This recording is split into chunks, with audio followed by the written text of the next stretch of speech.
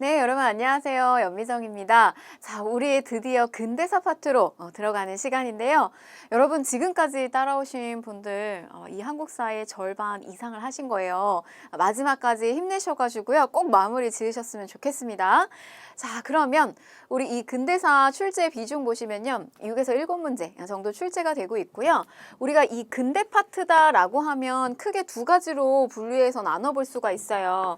우리가 문호 개방을 하게 되는 개항기, 그 다음에 우리가 이제 국권 피탈을 겪게 되면서 일제강점기로 넘어가게 되거든요.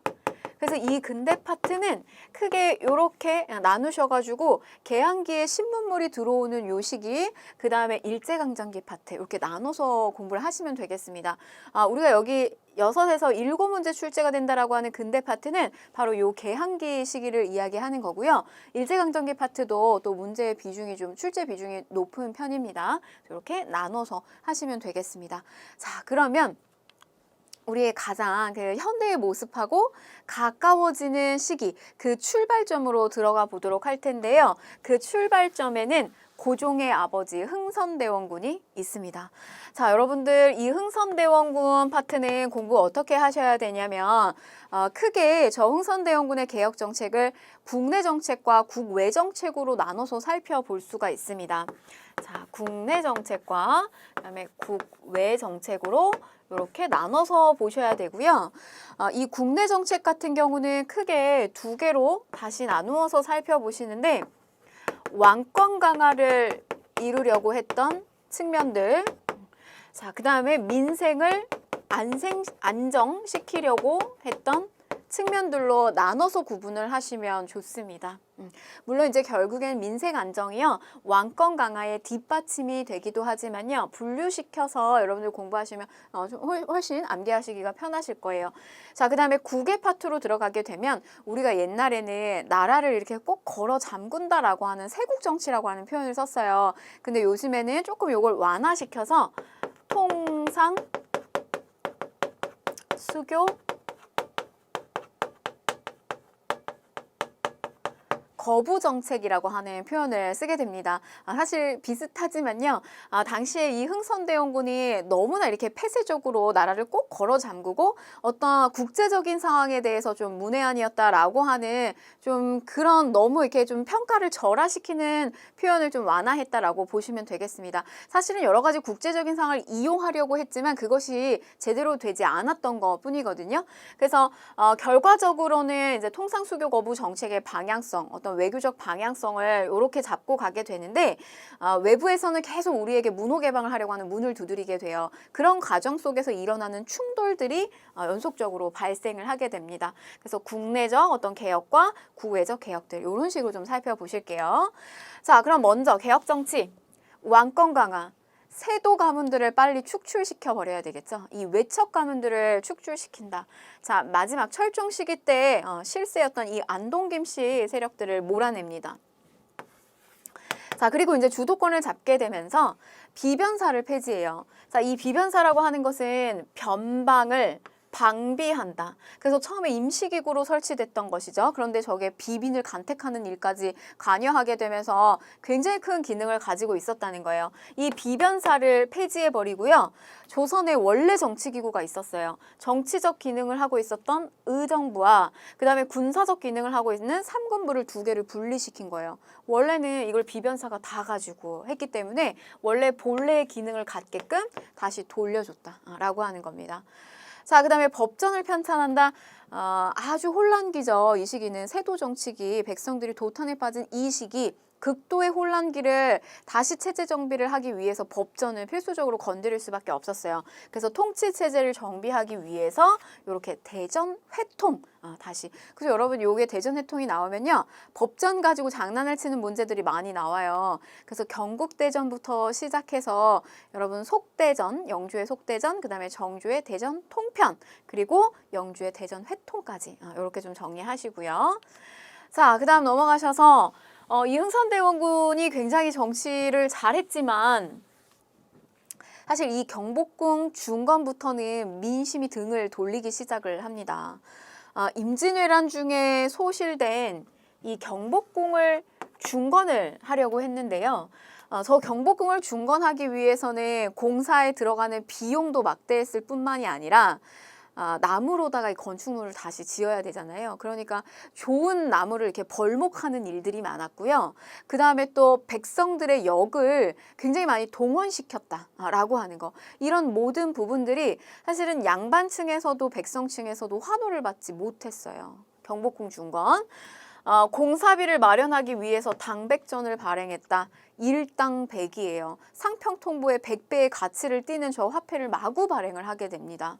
자, 그 다음에 원납전을 강제로 징수한다. 원납전은 원에서 납부하는 돈인데요. 기부금 형식이에요. 그러나 실제로는 경복궁을 짓기 위해서 강압적으로 돈을 내게 하는 거. 그 다음에 또 우리가 통행세라고 해서 우리가 이제 어떤 길목을 지날 때 거기에 내야 되는 세금 같은 거, 이런 것들이 너무 무지막지하게 백성들을 힘들게 했다라고 하는 겁니다. 자, 결과적으로 양반과 백성의 모두의 원성이 아주 극대화되고요.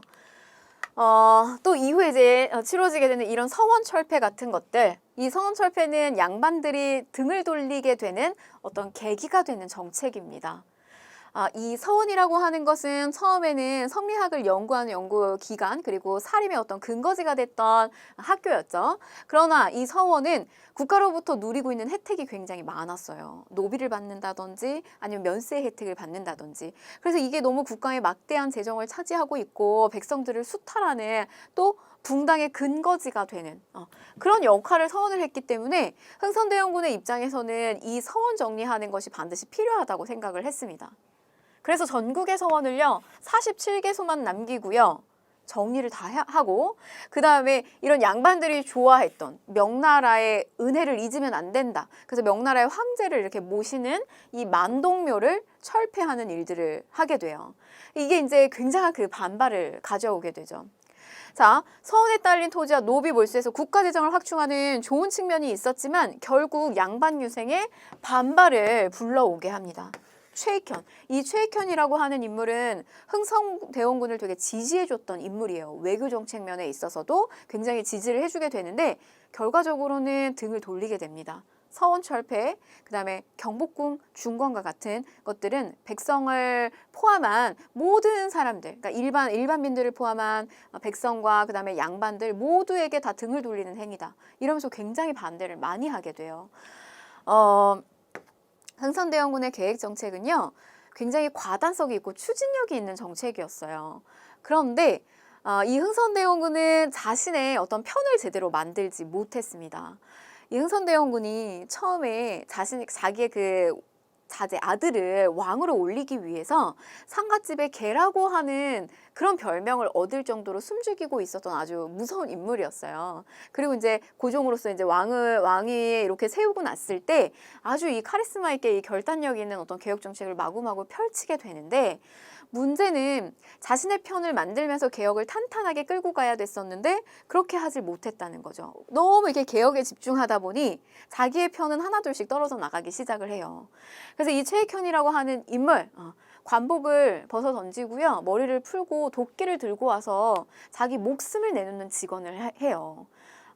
이제 그만 내려오시라, 하야하시라 라고 하는 직언을 하게 됩니다. 흥선대원군은요 1863년에 집권을 해가지고요 1873년 약 10년을 이 즉위를 하게 돼요. 그러니까 실세로서의 역할을 하게 된다라고 하는 뜻입니다. 이때는 이제 고종이 왕위에 있었지만 실질적으로 권한은 이 흥선대원군이 가지고 있었어요. 우리가 이런 표현이 있어요. 권불 10년이라고 하는 표현이 있는데 아무리 하늘을 나는 새도 떨어뜨릴 수 있다라고 하는 이 권한을, 막강한 권력을 가지고 있어도 그 권세가 10년은 못 간다라고 하는 이야기가 있습니다. 영원할 수 없다는 거죠. 그 권력 자체가 73년에 결국 하야를 하게 된다는 거.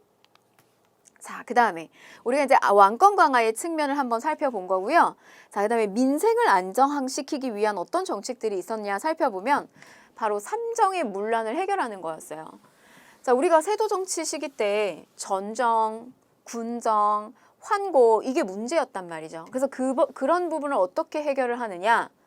우선 전정의 문제, 토지세의 문제는 양전사업, 토지를 다시 측정하는 거예요. 재는 거예요. 그래서 숨어있는 토지, 이런 것들을 색출해요. 저 숨어있는 토지라고 하는 뜻은 뭐냐면 세금을 안 내는 토지를 이야기하는 거죠. 이런 것들을 다 색출하고 또 불법적인 어떤 토지 겸병하는 것들 금지하고요.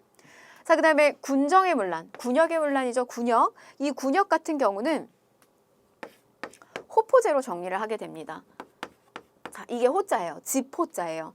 즉 집집마다 다 내게 하는 거예요. 그러면 이거 굉장히 급진적인 개혁안이거든요. 그럼 여기엔 누구도 포함이 되냐면 그동안에 면역이 됐었던 양반에게도 군포를 부과하게 합니다. 민생들의 입장에서는 굉장히 좋았지만 우리 일반민에서는 굉장히 좋았지만 양반층들은 선호하지 않았겠죠. 흥선대원군의 개혁책을. 자, 그 다음에 사창제, 요거는 개인 사차예요. 이 환곡이라고 하는 거는 빌려주는 거잖아요. 곡식을 빌려주는 건데 이게 국가가 개입해서 운영하는 것이 아니라 이 향촌민들이 자치적으로 운영하게끔 했어요. 그래서 잘 못 사는 곳, 잘 사는 곳 이런 거에 대한 파악을 조금 더 명확하게 해서 주자라고 하는 사창제를 실시하게 됩니다. 이런 부분들이 어느 정도 이제 효과를 보게 됐어요. 이 삼정의 개혁. 그래서 민생 안정은 삼정의 개혁. 자, 여기까지가 흥선대원군의 왕권 강화와 민생 안정과 관련된 내용이고요. 자, 그 다음에 국외로 넘어오실게요. 국외로 넘어오시면 통상수교 거부 정책이다.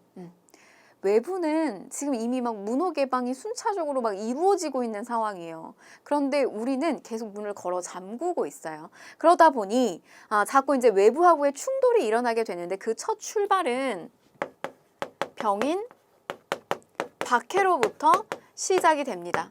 여러분 이게 원인과 결과와 관련된 식으로 여러분들이 이렇게 순차적으로 공부를 하시는 게 좋아요. 병인 박해가 원인이 돼서요. 결국 이게 어떤 상황을 가져왔냐면 병인 양요를 가지고 온 거고요.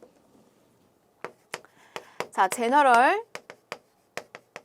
셔먼호 사건으로 인해서 이 제너럴 셔먼호 사건이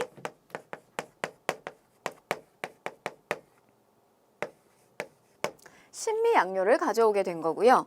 그리고 이 병인양요와 신미양요 사이에 오페르트 도굴 사건이라고 하는 깜짝 놀랄 만한 일이 터지게 됩니다. 그래서 여러분 순서가 여기가 이제 초점이 맞춰져 있는데요. 자, 요렇게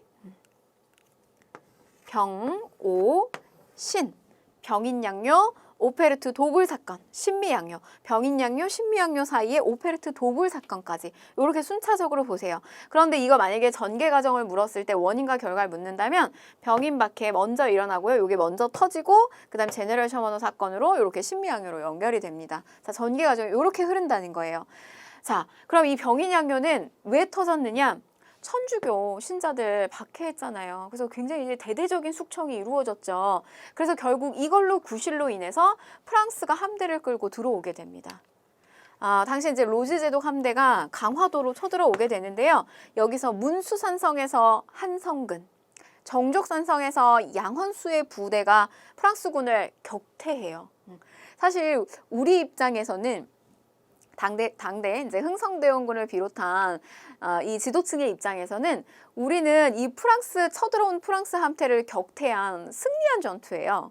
근데 우리가 이거를 지금 현 시점에 와서 조금 이렇게 멀리 떨어져서 상황을 보게 되면 우리가 이들을 격퇴시키기는 했으나 우리가 받은 피해가 굉장히 큽니다.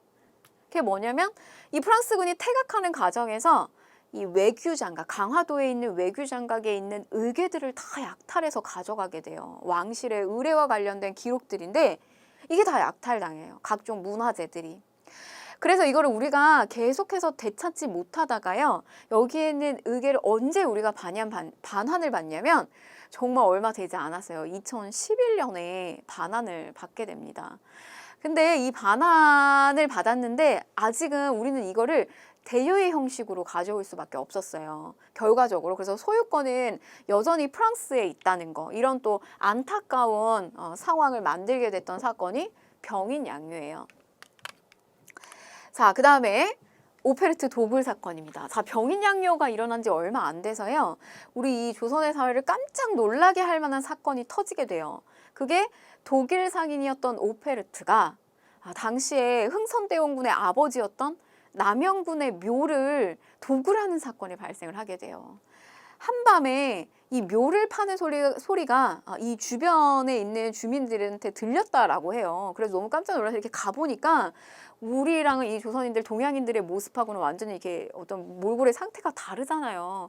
키도 굉장히 크고 눈의 색깔도 다르고 코도 크고 이런 사람이 묘를 막 파헤치고 있으니까 너무 깜짝 놀라서 막 이제 소리를 지르면서 돌을 막 던지고 했는데 그래서 결국은 이거는 실패는 하게 돼요. 근데 나중에 이제 훗날 이 오페르트 저 독일 상인에게 도대체 이렇게 하려고 했던 이유가 뭐냐라고 물으니 우리에게 이제 통상을 요구하기 위한 이 남영군 모에 들어가 있는 이 부장품을 가지고 이걸 미끼 삼아 가지고 우리하고 통상을 요구하기 위해서 이런 시도를 벌였다라고 하는 거예요.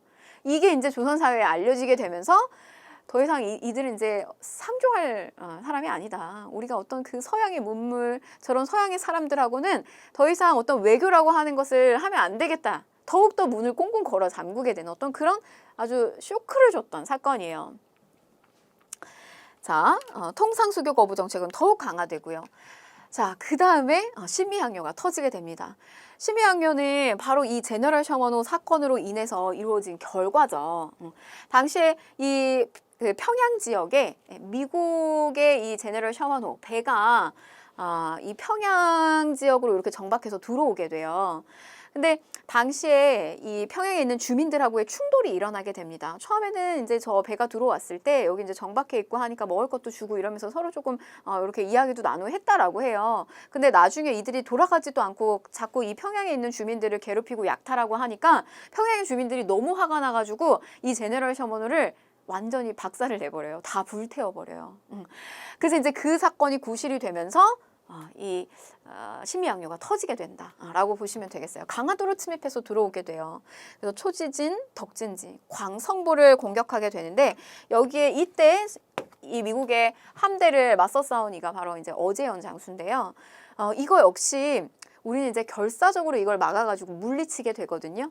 그러나 우리가 받은 피해가 또 있습니다. 뭐냐면 이 어제현 장수의 깃발이에요. 우리의 군함을 이끄는 이렇게 상징이 되는 군함의 깃발인데 이게 장수 숫자 깃발입니다. 근데 이게 빼앗겨요. 이게 빼앗깁니다. 그래서 이렇게 쫙 펼쳐진 이 모습은 사실은 미국 군함에 이렇게 걸려지게 된 거예요. 우리한테 좀 치욕스럽죠, 사실상. 그래서 우리가 결과적으로 봤을 때는 이들의 침입을 격퇴해서 막기는 했으나 어떤 우리의 수장이 가지고 있었던 깃발을 빼앗겨가지고 이것도 우리가 되찾지 못하고 있는 어떤 이런 상황들, 이런 것들도 좀 굉장히 우리가 이 신미항요를 통해서 받게 된 어떤 좀 안타까운 사건이 되겠습니다. 자, 이런 어떤 일련의 사건들을 통해서 병인양요, 오페르트, 신미항요. 그래서 여러분들 이 전개 과정에 어디까지 가셔야 되냐면요. 자, 척화비. 서양이 이렇게 침범해서 들어왔을 때 싸우지 않는 것은 화친하는 것이다. 화친하는 것은 곧 나라를 팔아먹는 것이다. 라고 하면서 절대 화친하면 안 된다라고 하는 척화비를 곳곳에 세우게 돼요. 신미항요를 끝으로. 자, 그래서 순서가 병, 오, 신, 그리고 척화비까지 이렇게 마무리를 지어서 보시면 되겠습니다. 자, 그러면 문제 좀 풀어볼게요. 자, 가 인물에 대한 설명으로 옳은 것을 골라라. 이곳 운영궁은 가 인물의 개인저택으로 그의 아들 고종이 태어난 곳이에요. 운영궁의 봄, 고종이 태어납니다. 나중에 이제 훗날 이제 왕으로 세우게 되죠. 자, 사저입니다. 사저. 저택이고요. 흥선대원군 이야기하는 거죠. 자, 1번. 주자소를 설치하여 개미자를 주조하였다라고 했어요. 요거는 조선 태종이고요. 자, 2번. 속대전. 속대전 요거는 영조죠.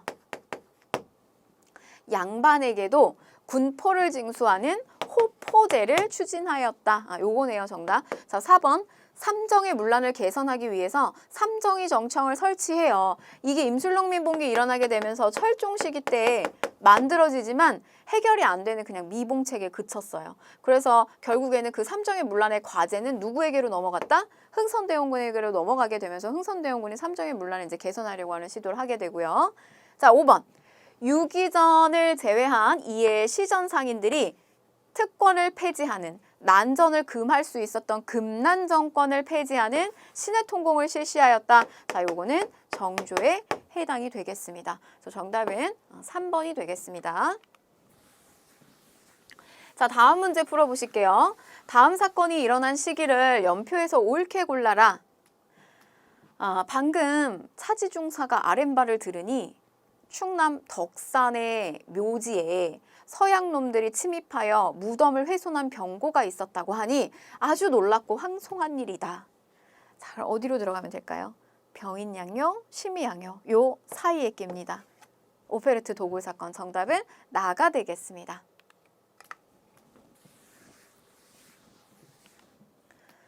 네, 1873년에 흥선대원군이 하야를 하고 난 다음에 고종이 친정을 하게 됩니다. 고종이 친정을 하고 난 다음에는요, 흥선대원군이 유지했던 이 통상수교 거부 정책의 방향과는 이 외교적인 정책이 달라지게 돼요. 통상수교를 원하는 이런 통상 개화파들의 어떤 등장으로 인해서 적극적으로 서양의 여러 나라들하고도 순차적으로 문이 열리게 됩니다. 자, 그래서 그 내용에 대해서 이제 살펴보도록 할 건데요. 우리의 첫 그 문호 개방은 일본으로부터 시작이 됩니다. 자, 보실게요. 통상개화파들이 있습니다. 뭐 오경석이라든지 박규수라든지 이런 인물들이 등장을 하게 되는데 우리가 그거는 개화를 추진하려고 하는 사람과 위정척사파들의 어떤 관계 속에서 한번 다시 들여다볼 거고요. 자, 내용을 보시면 운효호 사건, 일본의 군함이 들어오게 됩니다. 이 운효호가 강화도에 접근해서 무력 시위를 벌이게 되는데요. 이때 당시의 상황을 기록한 이 기록물에 보게 되면 어떤 이야기가 있냐면 당시에는 이미 이 중국 같은 청나라 같은 경우는 영국의 침입을 받아서 문호 개방이 이루어진 상태였고요. 그 다음에 일본 같은 경우도 미국에 의해서 이미 문호 개방이 이루어진 상태였어요. 근데 어떤 이게 국제적인 어떤 분위기가 우리가 더 이상 이 문호 개방을 하지 않으면 안 되는, 마치 총구를 이 관자놀이에다가 갖다가 대는 듯한 압박을 받았다. 그 지금의 어떤 당시대의 상황은 우리가 더 이상 문을 걸어 잠그고만 있을 수는 없는 시기적 분위기라는 거죠. 자, 그래서 이 시기에 결국 이런 식의 어떤 군함하고의 계속되는 어떤 충돌이 있다가 결국에는 일본으로부터 이제 처음으로 우리나라가 문을 열게 됩니다. 개항을 하게 되고요. 자, 그러면 이때 이제 체결된 조약을 우리가 한번 살펴보게 될 텐데요. 우선 이 조약의 전체적인 성격을 정의를 내려보면 우리가 일본하고 맺은 최초의 근대적인 조약이자 불평등한 조약입니다. 일본은 미국으로부터 맺어졌던 이 조약의 어떤 불평등한 이런 내용들요, 우리한테 많이 적용을 시켜요. 자, 그래서 내용을 보시면 자, 1조. 조선국은 자주국이다. 일본국과 평등한 권리를 가진다. 이래요. 근데 이거 첫 조항만 보면 이거는 우리한테 좋은 거 아닌가 이런 생각이 들 텐데 그렇지가 않습니다. 일본은 우리 조선을 침탈하기 좋은 상태를 만들어야 됐어요. 그런데 이제 우리가 가까운 나라가 어디죠? 이 청나라하고 가까웠기 때문에 청나라의 종주권을 부인시키는 조항이에요. 그래서 조선은 청으로부터 자주국이며 이런 의미라고 생각하시면 돼요. 그래서 청으로부터 자주국이며 일본국하고 평등하다. 이런 상태를 만들어야 일본이 우리하고의 어떤 더욱더 이제 직접적인 교류와 그다음에 어떤 침탈을 가능하게끔 만들었다는 거죠. 자, 그다음에 4조. 조선 정부는 부산과 이후에 2개 항구를 개방한다. 부산 이외 2곳. 이후에 열리는 2개의 항구는요, 우리하고 약속 협의를 통해서 열리기로 했었는데 사실 일본의 어떤 좀 주도적인 입장으로 원산과 인천이 순차적으로 열리게 돼요. 자, 그런데 위치 보시면요, 부산이에요. 일본하고 굉장히 가까워요. 경제적인 수탈을 하기가 좋은 곳이고요. 원산 같은 경우는 일본의 어떤 군사적 거점으로 삼기 좋은 곳이었어요. 군사기지. 인천 어디랑 가깝죠? 수도 서울이랑 가까워요. 한양이랑 가깝죠. 그래서 정치적인 침탈을 하기가 굉장히 좋았다. 바로 일본의 주도적인 입장에 따라서 부산, 원산, 인천의 3곳의 항구가 열리게 됩니다. 자, 7조 보실게요. 일본국의 항해자가 해안을 자유롭게 측량한다. 이거 우리 주변에 한반도 땅덩어리 주변에 있는 이 해양을 자신들 마음대로 침략해서 들어오겠다는 이야기예요. 측량이 가능하다는 이야기예요. 그러면 이거는 배를 어디까지 정박시킬 수 있나? 바다 밑에 지형을 다 이렇게 침탈이 가능했다는 이야기죠. 이거는 우리로서는 사실 받아들이기 어려운 내용입니다. 그러나 7조항에 들어가 있고요. 자, 10조 보시면 일본국 인민이 조선국에서 지정한 각 항구에, 열린 항구에 머무르는 동안 뭐 이렇게 크고 작은 다툼, 분쟁들이 있을 거 아니에요? 그런데 이렇게 죄를 범한 것이 조선국 인민과 설령 관계가 되더라도 모두 일본국 관원이 심의 처리한다. 우리 쪽에서 처리하는 것이 아니라 일본에 가서 처리를 받는 거예요. 그러면 그런 처벌의 강도가 자국민을 보호하기 위한 차원에서 굉장히 약화될 수밖에 없겠죠. 치외법권이에요. 치외 바깥에 있다는 거예요. 법권. 우리한테 있지 않고 일본에게 있다. 바로 이런 모든 내용을 살펴보게 되면 근대적인 조약이라고 하고 맺었지만 결과적으로 내용은 굉장히 일본 쪽에 유리한 불평등한 조약이었다는 거죠. 자, 우리가 이 강하도 조약은 다른 말로 조일 수호 조규라고도 이야기를 합니다. 조일 수호 조규요. 자, 그런데 조약은 한 번 맺고 끝이 아니라 이후에 부속 조약들 그리고 조약을 다시 한번 이렇게 개선하고 바꾸는 내용들이 순차적으로 나오는데요. 첫 번째로 이제 조일 수호 조규의 부록이에요. 내용을 보시면 개항장에서 일본 화폐를 유통하게 합니다. 이거 역시 우리의 경제적 혼란을 가져오겠죠. 그 다음에 일본 외교관들이 여행을 허용하고요. 일본의 상인 활동의 범위를 설정하게 돼요. 그래서 왔다 갔다 왕래할 수 있는 거리를 간해니점 약 10리 정도로 묶습니다. 그래서 우리가 이거는 항구 주변의 10리 이상을 넘어갈 수 없게 했기 때문에 그 지역에 머무는 무역이다라고 해서 거류지 무역이다 이런 표현을 써요. 거류지 무역.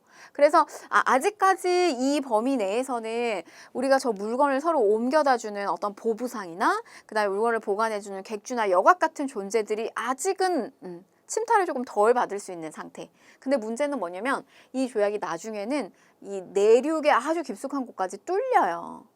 한성에 가까운 곳까지 뚫리게 된단 말이에요. 그러면 이런 우리의 조선인의 중간 상인들은 전부 다 죽을 수밖에 없겠죠. 일본 상인들이 좋은 제품, 싼 가격에 다 물건 가지고 육지까지 가지고 들어오게 되는 그런 어떤 상황들이 발생을 하게 됩니다. 자, 부록이고요. 그 다음에 또 하나가 뭐냐면 규칙이에요. 항구가 열렸어요. 그러면 그 열린 곳에서 어떤 규칙을 가지고 우리가 뭐 상거래를 한다든지 이제 그런 내용들이 나오겠죠. 근데 보면 하나는 부록, 규칙. 이거를 다른 말로 우리가 뭐라 하냐면 조일 또 통상장정이라고도 부릅니다. 통상장정. 자, 제한을 걸지 않았어요. 많은 부분에 있어서. 역시 불평등한 조약의 내용이죠. 양곡, 우리의 쌀과 잡곡 같은 양곡들이 무제한으로 유출되는 거. 그 다음에 또 하나, 세금이, 그러니까 외부의 상품이 일본의 수출입 상품에 대한 관세가 적용되지 않았다는 거. 역시 제한이 없어요. 무관세. 그리고 뭐 무항세, 선박세라든지 이런 것들에 대한 세금이 붙지 않았다는 거. 양곡 무제한으로 유출하고요. 그 다음에 무관세입니다. 자, 그런데 여기 이제 76년에 강화도 조약을 맺을 때쯤에 나오는 어떤 부속 조약들이에요.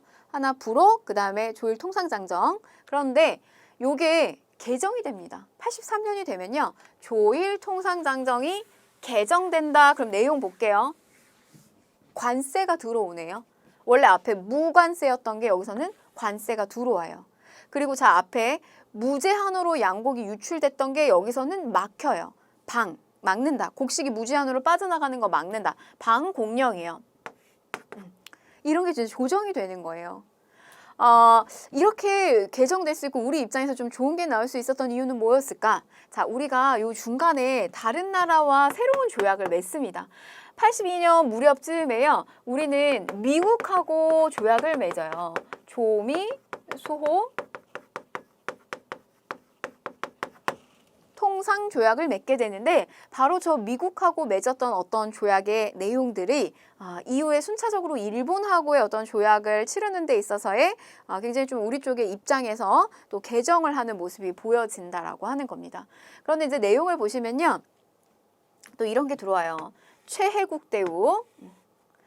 역시 미국하고 맺었던 조약 안에 들어가 있었던 거고요. 그 다음에 이 반공령을 실시하는 거에도 한계는 보여지는 것이 반공령을 시행하기 전에 적어도 1개월 전에는 지방간이 일본 영사관에 통보를 해야 됩니다. 그래서 우리가 실제로 저 반공령의 저 개정 통상장정에 따라서 반공령을 내려요. 근데 1개월 전에 저거를 사전 통보하지 않았다라고 해서 오히려 우리가 배상금을 머는 이런 또 사례들이 발생을 하게 됩니다. 자, 요런 요 체국 대우와 관련해서는요. 이 미국 이 조미수호 통상조약의 내용에 가서 좀 다뤄드릴게요. 자, 그러면 조미수호 통상조약의 내용은 뭐냐?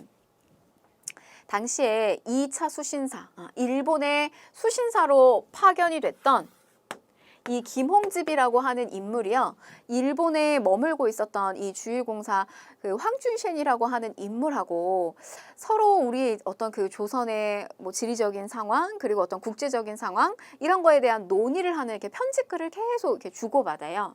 근데 바로 이제 그것을 엮은 책이 바로 저 조선 책략이라고 하는 건데 저 조선 책략을 국내에 들고 들어옵니다.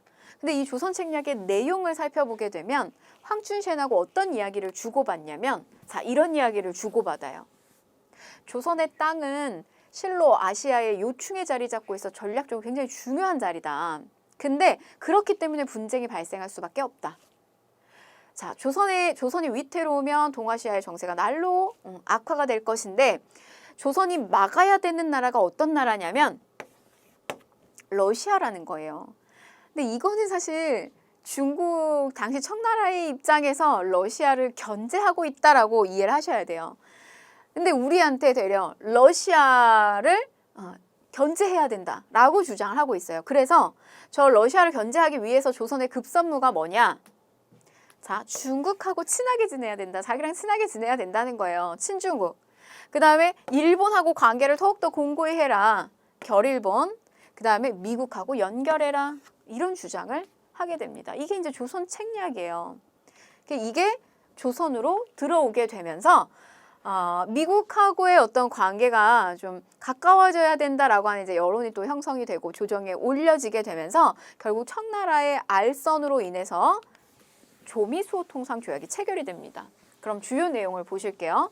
좀 달라요. 우리가 앞에서 일본하고 맺었던 내용들하고 좀 다른데 요런 좀 특이한 것들, 좀 눈에 띄는 것들이 나오기 때문에 여러분들이 꼭 보셔야 됩니다. 자, 거중조정.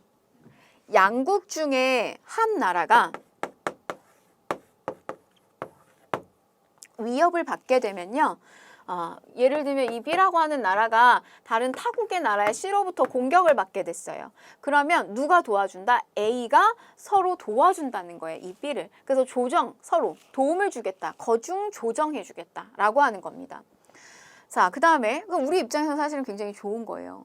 근데 제가 좀 결론부터 이야기를 드리면 우리가 을사늑약, 외교권을 박탈하는 이 을사늑약을 겪게 되는 시기에 갔을 때 미국 우리 도와주지 않아요. 오히려 이 미국은 일본하고 비밀리에 이 러일 전쟁 중에서 협약을 또 맺기도 합니다. 자, 그 다음에 보시면 불평등한 조약. 요거는 이제 최국 대우인데요.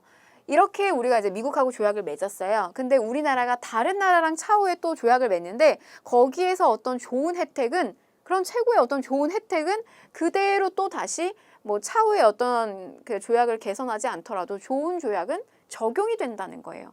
최혜국의 대우를 받는다. 이겁니다. 좋은 조약은. 사실 굉장히 우리 입장에서 좀 불평등한 조약이라고 생각을 할 수가 있겠죠. 이게 우리가 아까 앞에서 봤었던 일본하고 맺었던 이 조일통상장정에도 들어오게 되는 거예요. 이런 것들을 관세, 뭐 이런 거 반공령 이런 규정을 받았지만 이렇게 최국 대우와 같은 또 이런 불평등한 조약도 들어오게 됐다는 거. 자, 그 다음에 관세가 부과됩니다. 관세 부과. 미국의 수출입 상품에 대한 낮은 비율의 관세. 그래서 최초로 관세권이 인정이 되고요. 개정통상장정에서 이 관세권이 또 반영이 되죠. 자, 성격을 보실게요. 조선이 핵심 여기에요. 서양 국가와 맺은 최초의 근대적이자 불평등한 조약입니다. 만약에 우리가 그냥 최초의 근대적인 조약이자 불평등한 조약이다라고 하면 강화도 조약이에요. 근데 서양하고 맺은 최초의 근대적 조약이자 불평등한 조약이다. 이러면 조미수호 통상조약입니다. 82년에. 그래서 그 결과 미국하고 조약을 맺고요. 답방의 형식으로 이제 보빙사가 파견이 되고요. 이후에 영국, 러시아, 프랑스 등 다른 서구의 열강과도 순차적으로 문호 개방을 하게 됩니다. 그런데 이제 가장 늦은 나라가 어디냐면 프랑스였어요. 이 프랑스하고 이제 1886년에 통상조약 체결하게 되는데 그 이유는 뭐 다름 아닌 천주교 포교의 문제 때문입니다. 그래서 우리 이 병인박해, 병인양요 사이가 안 좋았잖아요. 그런데 이제 이런 부분이 해결이 되면서 또 최애국 대우 받아서 조프 수호 통상조약을 체결하게 된다는 거. 마지막에 좀 체결했다는 거. 자, 그럼 문제 한번 보실게요. 미축은 조약에 대한 설명으로 옳은 것을 골라라. 자, 우리 측 신헌과 일본 측 구로다가 조약을 체결했다. 작년에 일어났던 운효호 사건을 빌미로 일어났네요. 강화도 조약이죠. 자, 1번 방공령을 선포할 수 있는 조항이 명시되었다. 이거는 개정이죠. 개정 통상장정. 자, 메가타가 재정고문으로 부임하는 근거가 되었다라고 했는데 요거는 1차 한일협약입니다. 이후에 배울 거예요. 자, 외국에 대한 최애국 대우를 처음으로 규정했어요. 요거는 조미수호 통상조약이죠. 자, 4번 부산 이외에 원산과 인천, 계양장이 순차적으로 설치되는 결과를 가지고 왔다. 요겁니다. 강화도 조약. 자, 고종이 헤이그 특사를 파견하여 부당성을 알리고자 하였다라고 했는데 요거는 이제 이후에 을사늑약과 관련된 내용입니다. 정답은 4번이고요. 자, 기출주제 42. 개항 이후 개화정책과 위정척사 운동인데요. 여러분들이 이 파트는 교재의 내용이 잘 정리가 되어 있지만 당시에 개화를 하려고 하는 세력과 그걸 막으려고 하는 세력을 시대별로 두 축이 어떻게 달라지는지를 여러분들이 비교 구도로 보시는 게 좋아요. 역시 여러분들 노트 가지고 옆에다가 꼭 적으시면서 같이 따라오시길 바랄게요. 자, 그럼 보시면 이 개화파 어디서부터 출발을 했느냐 살펴보시면 북학파로부터 시작이 됩니다. 박제가 박지원, 특히 이런 실학 사상을 주장했던 세력으로부터 출발한다. 이렇게 보시면 되겠어요. 자, 그러면 이 반대편에 있는 위정 척사파. 자, 어느 계열에서 시작이 됐느냐라고 살펴보시면요. 성리학을 바탕으로 하는 충청 노론 세력들, 주된 뿌리라고 보시면 되겠어요. 자, 이런 세력들이 시기별로 어떤 우리가 이제 문호 개방이 이루어지려고 하는 그런 시점부터 그리고 문호 개방이 이루어진 시기까지 서로 다른 주장을 하게 되면서 충돌을 하게 되는데요. 우선 그 출발점은 60년대로 먼저 가보도록 할게요. 자, 60년대 가보시면 이 시기는 문호 개방을 하려고 하는 서양의 이제 이상한 배라고 해서 우리가 이양선이라고 하는데 이런 이양선들이 막 출몰하고 있었던 시점이에요.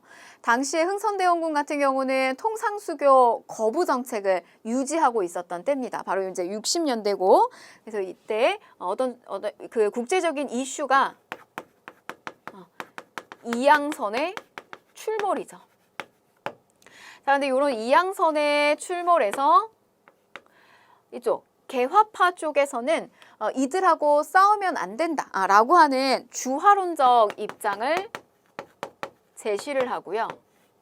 그 다음에 60년대 이 위정척사파. 자, 요거는 올바른 것은 계속 둘러싸면서 유지시키고요. 우리의 사상이라든지 문화라든지 문물이라든지 이런 걸 유지시키고요. 서양으로부터 들어오는 천주교, 서학 이런 것들, 그런 것들은 배척하겠다 이거예요. 위정척사파. 자, 이쪽은 이 이양선이 출몰할 60년이 되면 흥선대원군의 통상수교 거부 정책을 지지하죠. 통상수교 거부. 척화론을 주장합니다. 대표적인 인물이 이항로, 기정진 같은 인물들이 있었어요. 자, 그러면 70년대로 이제 넘어가 볼게요. 외교적 방향이 달라지게 되죠. 이 70년대가 되면 외교적 이슈가 강화도 조약입니다. 자, 이렇게 강화도 조약을 맺어야 된다라고 했던 어떤 이런 시점에서 통상 개화론자들. 예를 들면 오경석, 역관 출신이에요. 그리고 박규수, 박지원의 손자고요. 그렇기 때문에 이제 어떤 중상학파라든지 뭐 이런 어떤 실학의 사상들을 많이 받았던 이런 인물들이에요. 주로 이제 이 박규수의 사랑방에 이 많은 통상계화론자들이 모여가지고 어떤 이게 청나라의 어떤 근대식의 문물, 서구의 문물들 이런 것들에 대한 막 이야기도 많이 꽃피우고 막 했다고 합니다. 강화도 조약이 치러질 무렵에는 통상계활하자라고 했던 지지했던 세력이고요. 자, 그럼 이 70년대 위정척사파에서 반대했던 대표적인 인물이 있어요. 자, 최익현이 있습니다. 자, 어떤 주장을 하냐? 개항 불가론의 입장. 그리고 외양 일체론. 이런 주장들을 하게 됩니다. 개항하지 말자. 그리고 외놈이나 양놈이나 똑같아. 최익현의 상소문을 보게 되면요. 우리가 이 외놈들이랑 이 개항을 하면 안 되는 이유에 대해서 상소를 올리게 되는데 그 중에서 이제 핵심적인 내용은 뭐냐면 이 일본으로부터 들어오는 상품은 공산품이다. 그러니까 마구마구 이렇게 찍어내는 언제나 이렇게 무한하게 찍어낼 수 있는 이런 공산품에 해당이 되는데 우리가 이렇게 막교환해서 나가야 되는 우리 쪽의 물품은요 유한한 토산품이다 이거예요. 근데 이걸 계속해서 막교환을 하게 되다 보면 우리의 어떤 경제적 상황이 완전히 파탄이 날 수가 있다. 그런 우려 섞인 상소를 적극적으로 올리게 돼요. 최익현이라고 하는 인물. 바로 70년에 이런 어떤 구도가 보여진다는 거고요. 자, 80년이 되면 외교적인 상황 어떻게 흘러가느냐? 자, 조선 책략입니다. 조선 책략. 자, 그리고 또 하나. 이모군란이 82년에 터지게 되는데요. 요 이모군란은 우리가 결국에는 70년이 되면 고종이 친정을 하게 되면서 이런 통상계화론자들이 부각을 드러내게 되고 그러면서 결국 문호개방을 하게 된단 말이죠. 근데 이렇게 항구의 문을 열어서 이제 개항을 하게 되고 개화의 문물을 받아들이게 됐을 때 좋은 혜택을 받는 사람들이 있고 그렇지 못한 사람들이 있었어요. 그래서 결국에는 거기에 피해를 본 이런 구식군인들이 난을 일으키게 되면서 이 개화가 주춤하게 됩니다. 그래서 이 무렵에 80년의 무렵에 개화파가 이런 어떤 상황들을 보면서 더 이상 우리의 개화가 이렇게 지지부진해지고 앞으로의 진전이 좀 어렵겠다라고 판단을 하게 돼요. 그래서 기존의 개화파 세력이 둘로 나뉘어지게 되는데 사실은 이 기존 개화파에서 급진적인 성향의 급진 개화파가 빠져나온다고 보시면 되겠어요. 급진 개화파. 그 다음에 기존에 있는 세력들 온건 개화파. 이렇게 둘로 나뉘어지게 됩니다. 우리가 이 온건 개화파는요.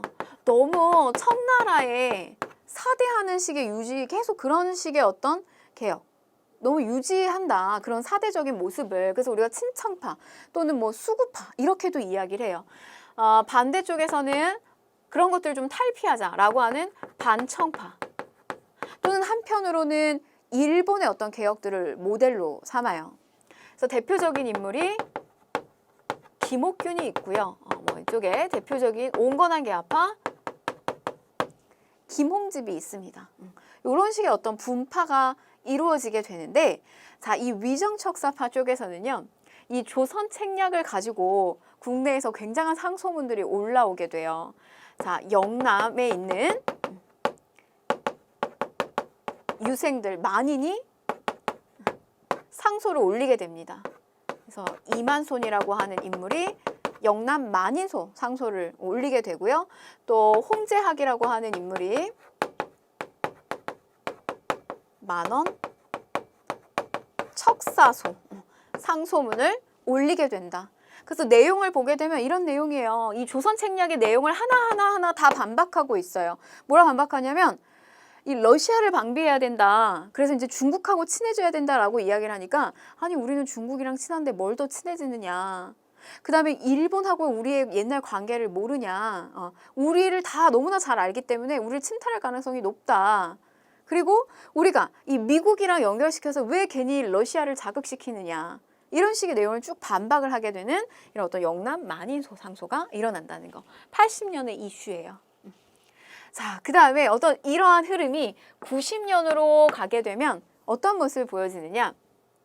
이게 결국엔 90년은 우리가 국권 피탈을 결국에 이제 당하게 되는 어떤 그런 과정을 흐르게 되는데요. 이때 우리가 실력을 키우자라고 하는 애국계몽 운동으로 흐르게 되고요. 이쪽의 위정척사 세력은 그것을 이쪽은 이제 교육이나 산업이나 이런 것들을 통해서 실력을 키우자 이런 주장을 했다면 반대편의 쪽에서는 어떤 주장을 하냐면 직접 무기 들고 나가서 싸우는 것이 방법이다라고 하는 주장을 해요. 그래서 바로 의병이라고 하는 것이 나오게 됩니다. 어떤 이러한 두 축으로 움직이게 된다는 거. 그러니까 개화를 한다는 거, 우리가 근대 문물을 받아들여서 발전을 한다는 거 이런 게 참 쉬운 일이 아니었다라고 하는 것을 보여주는 모습입니다. 자, 그러면요, 우리가 이제 어떤 이런 일련의 굵직한 흐름들을 좀 보시고, 그럼 초기에 이 개화 정책, 정부가 주축이 돼서 했었던 이 개화 정책에 어떤 모습들이 있었는지 좀 살펴볼게요. 개화 정책을 추진하려면 이걸 총괄하는 기구가 필요하겠죠. 그게 바로 통리기무화문이었어요. 자, 통리기무화문. 요걸 설치하고 그 밑에 12개, 12사를 설치를 하게 됩니다. 쉬운 예로요. 그냥 외교부라고 생각하시면 돼요. 우리가 개화 정책 막 펼치려고 하는데 이걸 총괄할 수 있는 외교부가 있었구나. 그거를 분담하고 있었구나. 12개, 12사로 나누어서. 자, 그 다음에 기존의 5군형.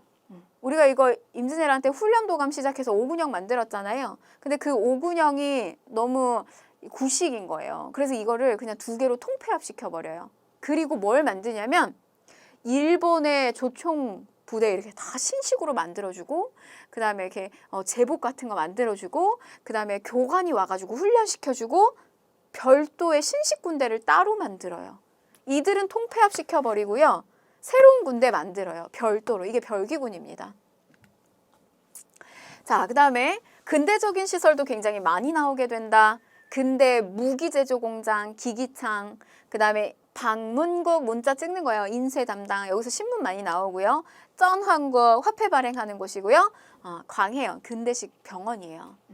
이런 것들 기기창, 방문국, 전환국 전부 1883년 무렵에 나오게 됩니다. 초창기죠. 얘는 1885년 무렵이고요.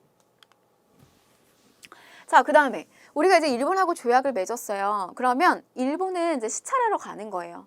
그리고 이제 어떤 조약문에 대한 어떤 개선이라든지 조정 때문에 또 가기도 하고요. 그래서 그런 이유들로 수신사가 1차, 2차, 3차 파견이 됩니다. 자, 1차 김기수가 파견이 되고요. 2차 김홍집이 파견이 됩니다. 근데 파견됐다가 돌아오면서 뭐 가지고 온다? 조선 책략 80년에. 자, 그 다음에 3차. 이모군란 때 일본도 피해를 보게 돼요. 그래서 그 결과로 이제 박영효, 김옥균이 어떤 그 사제의 형태로다가 3차 수신사로 파견을 하게 되고요. 그 다음에 이제 조사시찰단, 이거는 이제 근대적인 문물들 이렇게 시찰하러 가는 건데, 개화를 반대하는 여론, 당시 이 위정척사파 이런 여론이 너무나 심해가지고요. 명칭을 뭐 신사유람단. 그 실제로 어떤 근대문물 보고하려고 가는 게 아니라 그냥 이렇게 여행 떠나는 것처럼 암행어사격으로 몰래 비밀리에 가요. 이런 것들도 파견이 됐다는 거. 자, 일본 갔으면 청나라도 가야 되겠죠? 영선사가 파견이 됩니다. 청나라의 근대 무기 제조 기술 도입하기 위해서 파견하는데 이모군란이 중간에 터지면서 급작스럽게 이들이 다 귀국을 하게 돼요. 그리고 나서 이후에 여기서 배워왔던 내용을 가지고 기기창을 설립을 하게 됩니다. 1883년이고요. 자, 미국도 갑니다. 보빙사예요. 보빙사. 최초의 구미사절단이고요. 민영익, 홍영식 등으로 구성돼서 미국 대통령을 접견하고 여러 문물들 시찰하고 돌아오게 됩니다. 그래서 보빙사가 다녀오고 난 다음에요. 거기서 이제 보고 배운 것들 가지고 이후에 우리나라의 어떤 근대적인 시설들 많이 만들어지는데 유경공원, 근대식 교육기관이에요. 그리고 농무목축 시험장, 이런 것들도 설치가 됩니다. 자, 그러면 문제를 좀 풀어보도록 하겠습니다. 자, 다음 서술형 평가의 답안에 들어갈 내용으로 옳은 것을 골라라. 자, 밑줄근 이 기구에서 추진한 정책. 이 기구는 변화하는 국내외 정세에 대응하고 개화 정책 총괄하기 위해서 만들었어요. 쭉 12사가 있었다. 통리규모화문이네요. 자, 1번. 재판소를 설치하여 사법권을 독립시켰다. 요거는 2차 가보개혁기 때 나오고요. 2번. 미국과 합작하여 한성전기회사를 설립하였다라고 했는데 이건 관련성이 없습니다. 자, 3번. 오군영을 이영으로 축소하고요. 별기군을 창설하였다. 요게 맞는 내용이네요. 정답은 3번이 되겠습니다. 자, 4번. 재정 문제를 해결하기 위해서 당백전을 주주하였다. 일당백. 요거는 흥선대원군이죠. 자, 5번. 교육입국조서를 반포하고 외국어 학교 관제를 마련하였다라고 했는데 요거 역시 2차 가보개혁기 때 나오게 되는 겁니다. 그래서 정답은 그러니까 초기에 개화 정책을 묻는 거였어요. 초기 개화 정책. 정답은 3번이겠고요. 자, 다음 상소가 올려진 직접적인 계기로 옳은 것을 골라라. 미국으로 말하면 우리가 원래 잘 모르던 나라다. 만일 그들이 우리나라의 허점을 알고서 우리가 힘이 약한 것을 업신여겨 따르기 어려운 요구를 강요하고 비용을 떠맡긴다면 장차 어떻게 응대하겠습니까? 하물며 러시아와 미국과 일본은 모두 같은 오랑캐들이니 그 사이에 누가 더하고 덜하다는 차이를 두기는 어렵다. 이거 조선책략을 비판하는 거예요. 자, 그러면 개항장에서 일본 화폐가 유통이 되었다. 요건 이제 부속조약이죠. 강화도조약. 자, 조미수호 통상조약 아니고요. 제너럴 셔먼호. 자, 영종도에서 일본군이 상륙하여 약탈 저질렀다. 관련성 없고요. 자, 5번 볼게요. 김홍집이 가지고 온 조선책략이 국내에 유포되었다. 조선책략 사료는요, 여러분 시험에 굉장히 잘 출제가 되고 당시에 개화파와 위정척사파의 어떤 논쟁들 이런 것들 출제가 잘 되기 때문에 꼭 보시고 넘어가셨으면 좋겠습니다. 자, 우리가 이렇게 해서요, 근대사 아파트 오늘 첫 출발을 해봤는데요. 여러분 이 아파트에 여러 조약들 나오는 거, 우리 부속조약, 그 다음에 뭐 통상장정, 그리고 이게 개정되는 통상장정, 요거 하나 넘기셔야 돼요. 요거 넘기시고 나면은요, 그 이후에 등장하는 사건들은 우리가 왜 고대 파트 배운 것처럼 막 겹치기가 되지는 않아요. 그렇기 때문에 조금 수월하게 가실 수 있습니다. 잘 따라오시기 바랄게요. 네, 오늘도 고생하셨습니다.